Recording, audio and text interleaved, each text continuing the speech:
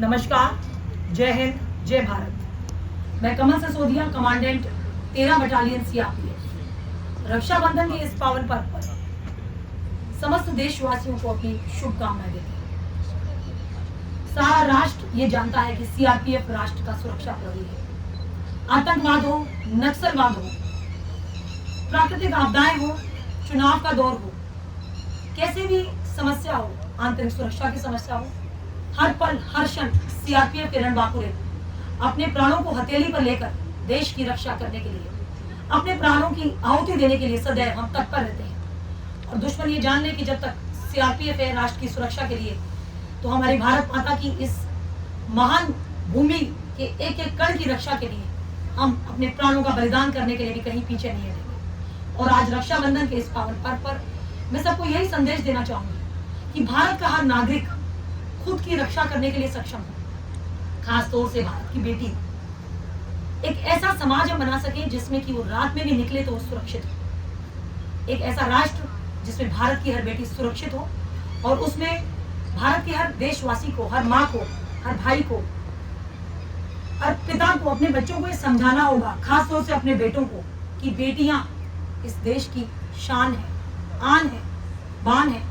तो उनकी रक्षा का आज रक्षाबंधन के दिन हम प्रण लें और हमारे भारत की हर बेटी स्वयं को मार्शल आर्ट या किसी न किसी रूप में सेल्फ डिफेंस की ट्रेनिंग लेकर स्वयं को भी सक्षम बनाए। केवल यही नहीं, जिस प्रकार का आज का दौर चल रहा है, साइबर क्राइम बढ़े हुए हैं चारों ओर, तो हमें मनोवैज्ञानिक रूप से भी स्वयं को सुरक्षित रखना बहुत आवश्यक है। तो हर मनुष्य का एक कर्तव्य बनता है कि अपने साथी मनुष्य के प्रति मनुष्यता का धर्म निभाए, मानवता का धर्म निभाए, ताकि ये राष्ट्र, ये समाज और ये विश्व एक सुरक्षित और आनंददायक एक ऐसी भूमि बन सके, एक ऐसी भूमि जिसे हम देव भूमि के नाम से जानते थे। और अंत में मैं ये कहना चाहूंगी कि मुझको न तन चाहिए न धन चाहिए, मुझको न तन चाहिए न धन चाहिए, बस अमन से भरा ये वतन चाहिए। जब तक जिंदा रहूं मातृभूमि के लिए और जब मरूं तो तिरंगा कफन चाहिए। जय हिंद, जय भारत। मैम, जिस तरीके ਨਾਲ ਅੱਜਕੱਲ ਲੜਕੀਆਂ ਦੇ ਨਾਲ ਜੋ ਕੁਝ ਹੋ ਰਿਹਾ ਵਾਰਦਾਤਾਂ ਉਸ ਕਿਸੇ ਤੋਂ ਲੁਕੀਆਂ ਨਹੀਂ ਹੈ, ਸੋ ਕਿਵੇਂ ਉਹਨਾਂ ਲੋਕਾਂ ਨੂੰ ਅਪੀਲ ਕਰਕੇ ਸਮਝਾਓਗੇ ਵੀ ਜਿਹੜਾ ਕੁਝ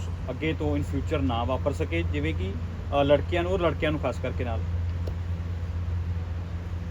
ये बहुत जरूरी है कि हमें बेटियों से ज्यादा अपने बेटों को समझाना चाहिए कि समाज में जिस प्रकार से गाड़ी चलती है, उसके दोनों पहियों में से अगर एक पहिया भी नहीं चलेगा तो गाड़ी आगे बढ़ ही नहीं सकती। समाज की इस गाड़ी में स्त्रियों का उतना ही ज्यादा महत्व है जितना कि एक पुरुष का। अगर आप स्त्री को बराबर के हक नहीं देंगे, उसको एक सुरक्षित वातावरण नहीं देंगे, तो ये समाज कभी तरक्की कर ही नहीं सकता। हम सबकी आंखों में एक सपना होना चाहिए कि भारत फिर से सोने की चिड़िया बन जाए। तो उसके लिए भारत में जितनी भी बेटियां हैं, जो चिड़ियाएं हैं, उनको खुल के जीने की आज़ादी दीजिए, खुल के सांस लेने की आज़ादी दीजिए। कितनी और निर्भया चाहिए आपको, कितनी और निर्भया। वो कष्ट, वो पीड़ा, वो दर्द केवल वही समझ सकता है जो खुद को एक लड़की की जगह रख सकता है। मैं चाहूंगी कि ज्यादा से ज्यादा लड़कियां, ज्यादा से ज्यादा माँ बाप अपनी बच्चियों को यूनिफॉर्म सर्विसेज में भेजें, सीआरपीएफ में भेजें, आर्मी में भेजें, पैरामिलिट्री फोर्सेज में भेजें, पुलिस बल में भेजें। The more the women in uniform the better and safe the society is. और आज इस 13 बटालियन प्रांगण में हमने न केवल रोटरी और रोटरैक्ट क्लब के बच्चों, उनके सदस्यों के साथ मिलकर रक्षाबंधन का एक कार्यक्रम बनाया, बल्कि साथ ही ब्रह्मा कुमारी बहनों ने भी सीआरपीएफ के रणबांकुरों को राखी बांधी। सीआरपीएफ के हर जवान को रोटरी और रोटरैक्ट क्लब की बच्चियों ने भी राखी बांधी। और रक्षाबंधन के इस पर ये संकल्प लिया कि सीआरपीएफ के जितने भी कार्मिक हैं, जवान हैं, अधिकारी हैं, अधीनस्थ अधिकारी हैं, जो नक्सलवाद, आतंकवाद जैसी समस्याओं से, और हम जहाँ 13 बटालियन में वीआईपी सिक्योरिटी जैसी महत्वपूर्ण भूमिका निभा रहे हैं, उनकी सुरक्षा के लिए आज इन सब ने प्रार्थनाएं की। तो इन सब का हम अपने हृदय से आभार व्यक्त करते हैं। बहुत बहुत धन्यवाद। जय हिंद, जय भारत।